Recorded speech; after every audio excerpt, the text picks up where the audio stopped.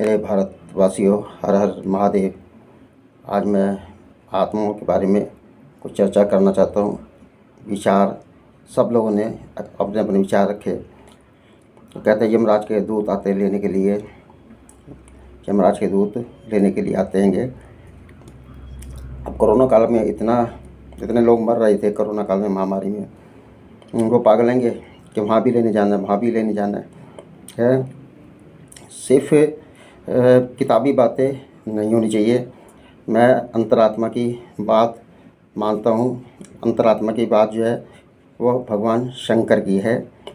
मैं कुछ नहीं बोलता और ना मेरे अंदर बोलने की हिम्मत है। शिव की कृपा होती है जब भी सब कुछ मिलता है। जहाँ पर कृपा राम की हुई तहाँ पर कृपा करे सबको ही। और जब राम जी की कृपा होती है मेरे भाइयों, जीरो को भी हीरो बना देते हैं।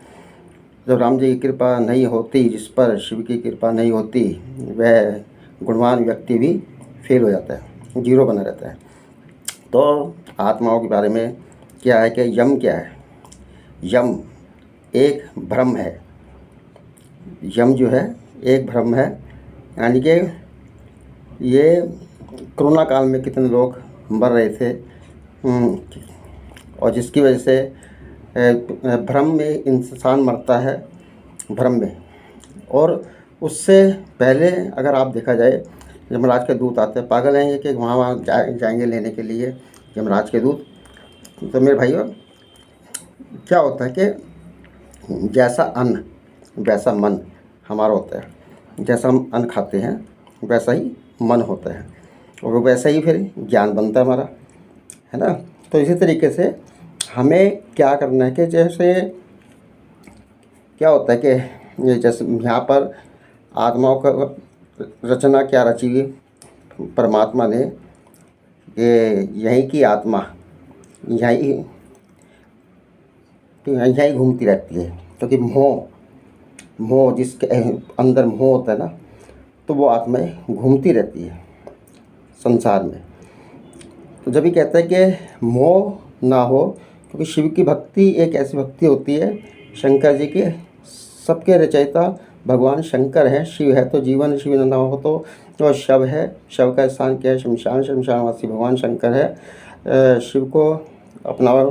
मैंने आपको पहले वीडियो में बताया, श्री गुरु हरि ओम नमः शिवाय, ये मंत्र पढ़ते रहो, है ना।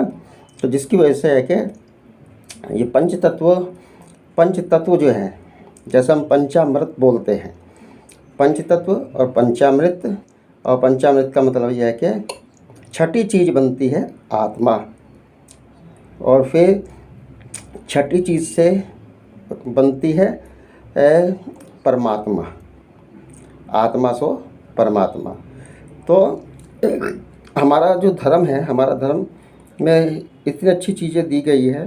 जैसे कि मान लो जब जीते जी हम क्या करते हैं कि अग्नि का कर्जा होता है, जल का कर्जा होता है, धरती का कर्जा होता है, आकाश का कर्जा होता है, वायु का कर्जा होता है, पानी का कर्जा होता है। जब मरने के बाद हम चुकाते हैं हमारे सनातन में, दफनाते नहीं। और क्या है कि जब संसार से जाते हैं तो सजाएं। देखो क्या होता है कि स्वर्ग नरक हमारे इस धरती पे है। स्वर्ग नरक इस धरती पे ही है, क्योंकि जो पुण्य आत्माएं होती है, जो परमात्मा का नाम लेती है, वो बिरला होता है। कोई आत्मा जो है जो आकाश मंडल में जाती है, जिसका परमात्मा का ध्यान होता है, तो वो आत्मा हमें शंकर जी की पूजा में क्या होता है कि शंकर जी ऐसा बना देते हैं कि संसार की वस्तु से दूर कर देते हैं। संसार की वस्तु से शंकर जी दूर कर देते हैं और दूर होते साथ ही मोह वगैरह सब छूट जाता है। शिव जी क्या करते हैं? मोह छुड़वा देते हैं। और मरने के बाद भी सब कुछ छोड़ना ही है। जीते जी तो छोड़ दे, सबसे बढ़िया है। अपने बंद कमरे में रखते हैं अपने भक्तों, मगर वो भक्त अकेला खुश रहता है। तो मेरे भाइयों, जो आत्माएं हैं, जो आत्माओं का हिसाब किताब, जो मेरे भाइयों मर रहे थे कोरोना काल के अंदर, वह वो लोग मर रहे थे जो अय्याशियाँ करने वाले थे, सारी रात अय्याशियाँ, देर से बिस्तरा छोड़ने वाले थे। जो मृत्यु को वही जीत सकता था, वो लोग नहीं मर रहे थे जो सवेरे जल्दी उठने वाले हैं। 3 से 5 बजे तक परमात्मा का स्कूल लगता है। मृत्यु के कगार पर हम लोग खुद जा रहे हैं, और अगर जीना सीखा है तो सनातन को जिवा के रखा हुआ हमारे सिख भाइयों ने, जो सिख भाइयों को कह लो, जो व्यक्ति आलस ना करे, लालच ना करे, मन से शांत रहे, शरीर से एक्टिव रहे और 5वीं धर्म का पक्का रहे, यह 5 गुण दिखाओ, सिखाओ बच्चों को। और जितना देर से उठोगे मृत्यु की ओर जाओगे। क्योंकि देर से उठने का मतलब क्या है, कि देर से उठने का मतलब ये है त्रिवेणी, इड़ा, पिंगला नाड़ियाँ, सुषुम्ना नाड़ी, ये बंद हो जाती है 5 बजे, और उसके बाद में खर्राटे चलते हैं, नरक के सपने आते हैं, मृत्यु के सपने आते हैं। अगर 3 से 5 बजे तक 3 बजे तक बिस्तरा छोड़ दिया जाए तो उसका स्वस्थ शरीर रहेगा। तो यहाँ पर यम भी आने से डरते हैं। तो क्या है कि वो परमात्मा शक्ति देता है।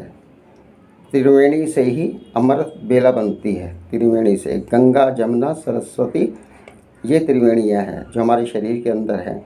तो कोशिश ये करो, मृत्यु के कगार पे हम खुद जा रहे हैं। तो यम का मतलब क्या है? भय। यम का मतलब है भय। मन से भय अगर तुमने मान लिया, पाप पुण्य ये सब मन से ही है हमारे, और मन ही हमारा ऐसा है जो नरक की ओर लेकर जाता है, और जो हमारा दिमाग है स्वर्ग की ओर लेकर जाता है। और कोशिश करो बिस्तरे में, सुबह बिस्तरे में देर तक ना सो। और क्या है कि ये सब चीज़ें करने पर ही आपको हर चीज़ मिलेगी, परमात्मा का साथ, परमात्मा का हाथ। और मैं आपको एक चीज़ और बताऊंगा,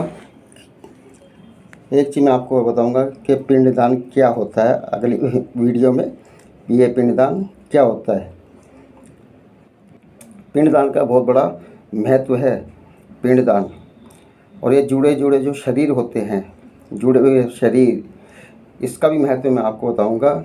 जुड़े हुए शरीर का मतलब क्या होता है।